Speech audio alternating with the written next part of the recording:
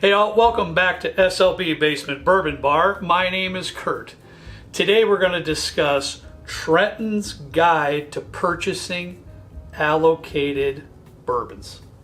I've had an enormous amount of comments requesting how do you find and purchase allocated bourbons for a reasonable price. So what I asked Trenton to do, I asked him to put a list together of his guidelines of actually finding and purchasing allocated bourbons, because as you know, the kid's got it under control. I mean, he's become kind of a master in our area of locating and being able to purchase these exceptional bourbons that most of us, including myself, have an extremely hard time even finding, let alone buying at a good price. So what I have down here is actually his notes. I wrote them down exactly the way he gave them to me. So Trenton, as we're going along with this video, I'd like for you to chime in as well. I'm going to do my best to give the audience your views on this particular topic, but feel free to chime in anytime you wish to add to what I'm trying to say. So, on the bar top, I have an Elmer T. Lee. As everybody knows, that's pretty allocated bourbon. Roughly, I don't know, Trent, I think it's like 40 bucks. 40 bucks is close to retail for an Elmer T. Lee.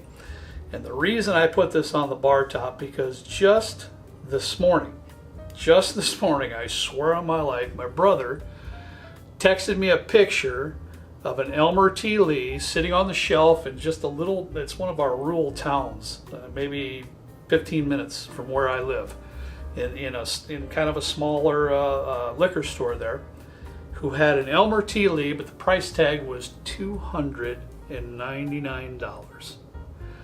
$299. Now, of course, he didn't purchase it. I'm not going to. Trenton's not going to run down there. He actually was 2021. Yeah, 2021. He found the Elmer T. Lee for 38 bucks, right? 38 bucks. We're not going to purchase it for $299. So, the first thing that I really want to stress to you, that if you're going into any liquor store at all, where all the allocated bourbons are extremely overpriced, if you're finding Elmer T. Lee for $2.99 and Weller 12 for $3.50, any E.H. Taylor products for ridiculous prices. We have one of those too, don't we, Trent? That's probably 20 minutes away from me. We only go there if it's something we're looking for we can't find here. You know why? Because he sells products for an exorbitant amount of money on allocated bourbons. And what's the one you told me he sold for 2,000 bucks?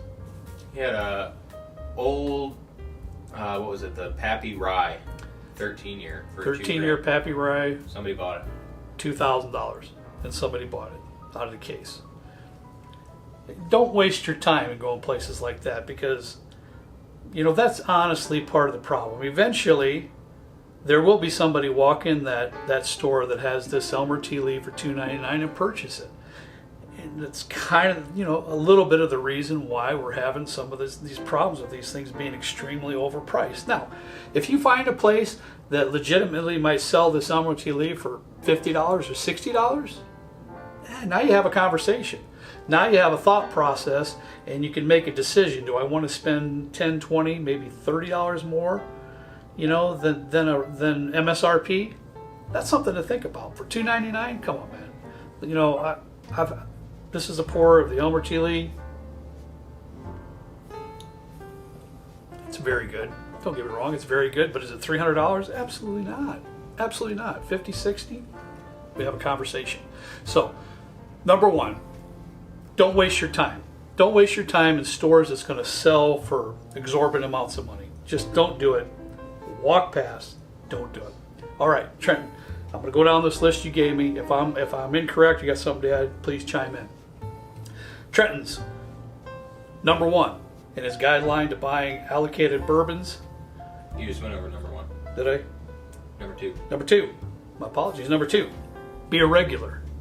Be a regular. Michelle even brought up some excellent points with this here. Be a regular in a liquor store. That's, in other words, if you're in for an allocated bourbon, look for other things.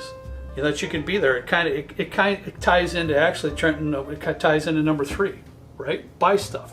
So we'll tie those both together, because Trenton has be a regular, then he has buy stuff. So when you're going into a liquor store, be a regular to that store. And when you're in there, look around. Okay, they don't have anything in today. They don't have your Weller 12 you're looking for. They don't have, whatever you're looking for. They don't have it. You might find a bottle of bitters. You might find a jar of some brandied cherries that you want to use for some cocktails. Michelle brought up an excellent point. You might have a favorite wine that you have at home. Purchase that. You might be going to a party or a gathering and you need a gift. Buy it there. So you get my train of thought. You don't have to be spending hundreds of dollars every time you walk in, but if you got a $10 or $15 purchase, the owners and the employees are seeing you come in, you come out, and you're buying a few things here and there. So be a regular and buy a few things. Very, very important. Then we're moving on to number 4. If you can, team up. So alls I can relate to that is what we have here. So between myself, Trenton, of course, and my brother Kent, who you guys met on the live show, we look out for each other. Without question, if Trenton's out and about, and he purchases that day, he purchased the Pappy, immediately text me, "Are you around?" In other words, can I get there right away? They have this, they have that. They have this in here today. Kent does the same thing. He actually works a job where he starts like some ungodly time in the morning, like 3 a.m. So he's done like around 11 a.m., 11 to 12, somewhere in that general part of the day. So that's when he kind of makes his round. Trenton kind of starts in the morning. That way he can start his job a little bit later.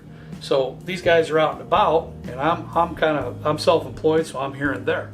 So if we're out and about and we see a particular liquor store that we go to has 5 or 6 different bottles, he's going to know, and my brother's going to know. You look out for each other. If you can at all, team up. Now, next in line, form a relationship. Be vocal. Be personable. Talk to store owners. Talk to employees. Especially the store owners. Just talk some bull with them for a while. Kids, you got all kinds of stuff you can talk about, the weather, whatever. Talk to them a little bit. Form a relationship. You have several different types of liquor stores, in my opinion. And try to pipe up on this one if you see something or hear something I need to say. But we have one in particular that Trenton goes to quite a bit, and I do when I can. She sells. Very, very wonderful lady, really nice lady, but she sells bottles a little bit more than MSRP, but she goes more on, Trent, what do you think, first come, first serve? Is that what she does? And we have another store, the owner has 3 stores around us that definitely deals with first come, first serve, and he has his stuff on the shelf, and it basically says 1 per customer, period. You can't grab the whole shelf. You just can't do it. That's how he does it. First come, first serve. But we have one other one not too far from our area where he basically goes off of a loyalty program. So basically from purchases, Trenton, how much you purchase and so forth. Trenton's on his list. I'm not sure where he ranks on his list. I don't really know. Not very high yet. So it basically, if you're buying bourbons and whiskeys and other things like we talked about, wine, whatever, so on and so forth. If you have, I was in when I was out of town, I was in a liquor store, Trenton, in Carmel, Indiana. It's called Vine and Table. Beautiful store. I bought a few scotches there. Very, very nice. I talked to the owner. It was a father and son, and they go strictly off a loyalty program. Now, if that's something that jives with you, that's excellent. Form a relationship with that person and you're buying there. But whatever you do, make sure you're personable. Make sure you're forming some form of a relationship with the owner and the employees. Last but not least, Trenton's a master at this. Okay, but somehow, some way, try to find out when their delivery schedules are. Now, he knows. Do you know all of them around here? What their delivery schedules? Yeah. Unbelievable. All right. So basically, well, Trent, I don't even know. So let me just tell you, the one we go to right downtown.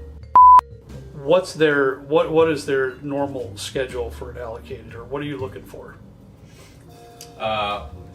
What days? They typically get Buffalo Trace stuff like Jack Daniels, those kind of things, Okay. Tuesday and Wednesday, and then Willet, which is Northern distribution. They get Willet on Thursday, and then other stuff comes Friday. It could be Buffalo Trace, it could be whatever, but it's Right.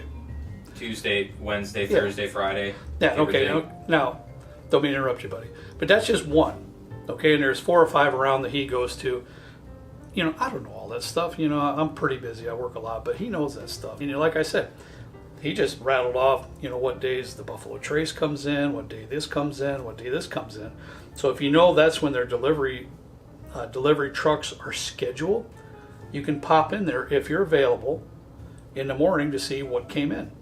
And that way you're going to hopefully be, one of the first ones there, that if it's first come, first serve, then you're in. If you can, try to keep in tune with any form of a delivery schedule. Trent, you got anything else to add to that I missed? Do you want to talk about lottery stores? Good point. This one I missed. I have some things wrote down here, but I missed that.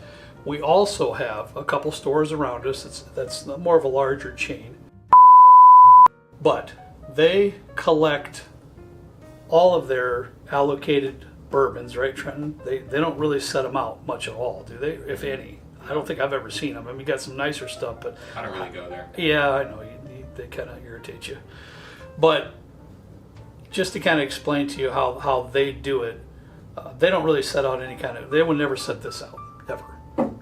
So they wait till the end of the year, and a couple of weeks before Christmas time, they will do a bourbon lottery where you have to show up there, you grab a ticket, if your ticket's called. And that was one cool thing that happened in our lottery.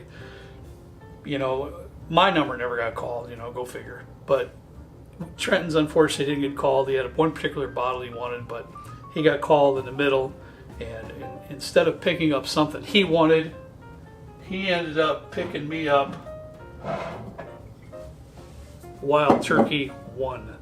That's where I got this. I've got all the bottles of this particular Master's Keep collection. So that was something cool for me that he did for me. Instead of the one he really wanted was gone, so instead of picking up one for him, he picked this up in a lottery for MSRP or real close to it. So super cool. So that's how that's done. Anything else you got, Trenton?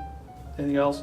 Hey, that's our guidelines. It's not as much mine as it is Trenton's. This is actually Trenton's show, and I'm just doing this as usual. So that's all I got for you tonight.